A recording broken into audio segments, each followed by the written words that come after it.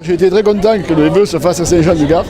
Et le fait de venir en train, je trouve que c'est une bonne idée. Voilà. Ça prouve que l'agglo et tous les maires, puisque tous les maires sont invités, ont envie de s'investir dans ce petit train. On n'a jamais eu l'occasion, les élus du Grand Alès, de prendre le train. Donc voilà, c'est peut-être pas le meilleur moment, mais c'est au mois de janvier, donc il fallait bien le faire au mois de janvier.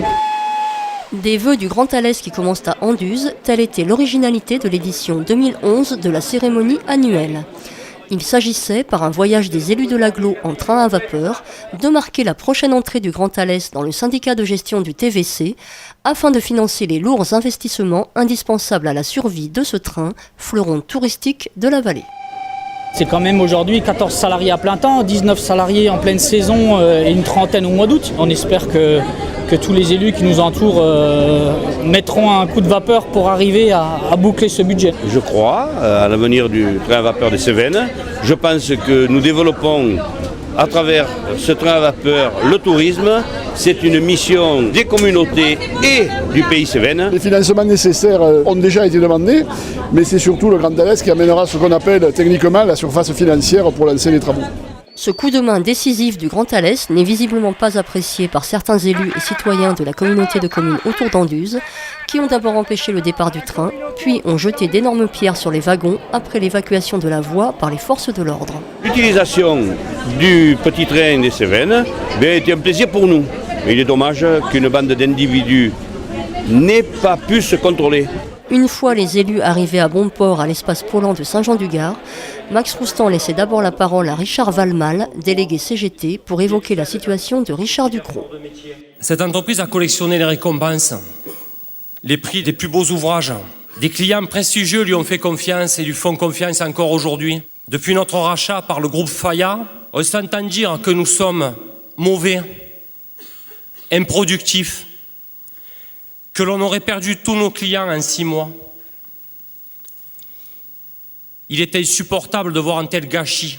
300 emplois directs sont dans la balance. Il en découle plus de 1000 emplois précieux pour notre bassin industriel.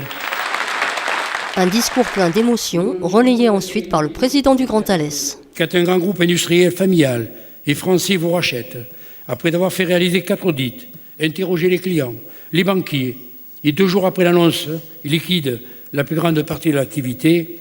Après avoir mis plusieurs millions d'euros dans l'affaire, il y a quelque chose qui ne tourne pas rond et on peut comprendre la colère des représentants du personnel et du personnel. Sachez qu'en lien très étroit avec les salariés de l'entreprise, vous en êtes aperçu, nous sommes en train de tout faire pour sauvegarder l'activité alésienne. En tout état de cause, je le répète ici encore une fois, les repreneurs ne feront pas l'affaire immobilière sur la ville d'Alès. J'en prends l'engagement devant vous. Au-delà de toutes ces colères exprimées de façon bien différente, les vœux proprement dits pouvaient enfin commencer. Max Roustan témoignait d'abord de sa satisfaction quant au fonctionnement de l'agglo actuel à 16 communes.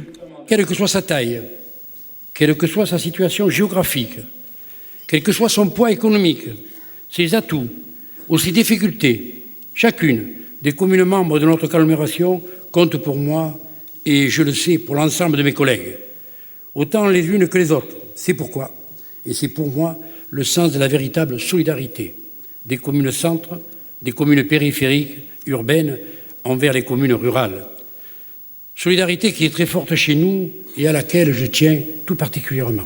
Pour une commune comme Corbès, on a su garder notre intégrité, on maîtrise notre développement et puis tout se passe bien et quand on a quelque chose à dire malgré nos 154 habitants, on nous écoute, donc tant que c'est comme ça, je crois qu'il faut être confiant. Le président du Grand Alès a également une position très claire par rapport à la modification programmée de la carte territoriale. Comme je l'ai toujours dit et répété au Grand Alès, nous ne voulons rien, nous n'exigeons rien de personne. Nous n'avons à ce jour fait que de répondre aux sollicitations des élus légitimes auxquels nous avons ouvert nos bras, comme c'est le cas, par exemple, pour les communes d'Anduze et de Vézénorbre, qui sont venus vers nous avec Vabre et Saint-Bonnet. Mais comme vous le savez, depuis le temps que nous vous rencontrons au Grand Alès, nous anticipons toujours. Que ce soit pour la création de l'agglo, pour celle du pays, du syndicat mixte, des transports, ou encore sur la mutualisation des services, l'invention des compétences partagées, nous avons toujours devancé la loi. Nous avons toujours été en avance sur les autres.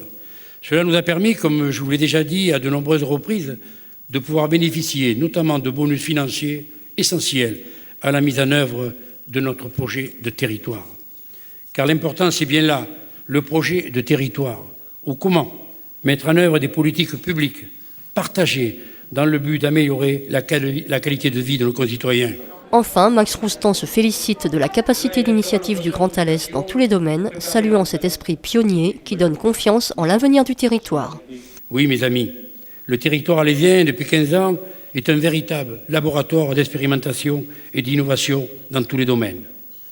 On vient de le voir pour l'organisation territoriale avec le Pays Cévennes ou avec le futur pôle métropolitain à l'Esnîmes, mais c'est également le cas en matière de compétences économiques, avec l'exemple du pôle mécanique, siège des rencontres internationales des véhicules écologiques, qui ont préfiguré au niveau national les actuels pôles de compétitivité. C'est encore vrai en matière de brevets, en matière de développement durable, d'énergie renouvelable, de biomasse, d'économie, de la ressource en eau, du transport, en matière de politique sociale et économique, et demain en matière de santé publique, avec un véritable projet à l'échelle du pays, et surtout l'ouverture dans quelques semaines du premier hôpital de France en totalement haute qualité environnementale. Vous le voyez, dans tous ces domaines, comme tant d'autres, nous avons été et nous sommes toujours en pointe. Ici, nous avons une âme de pionnier. Et pionniers, nous voulons le rester. Nous voulons être conquérants et inventifs. Nous voulons être bâtisseurs d'un espace où il fait bon vivre, où chacun, sa spécificité, trouvera sa place. Vive le Grand Alès, vive les Cévennes, bonne et heureuse année à vous tous et à vous toutes. Je vous remercie.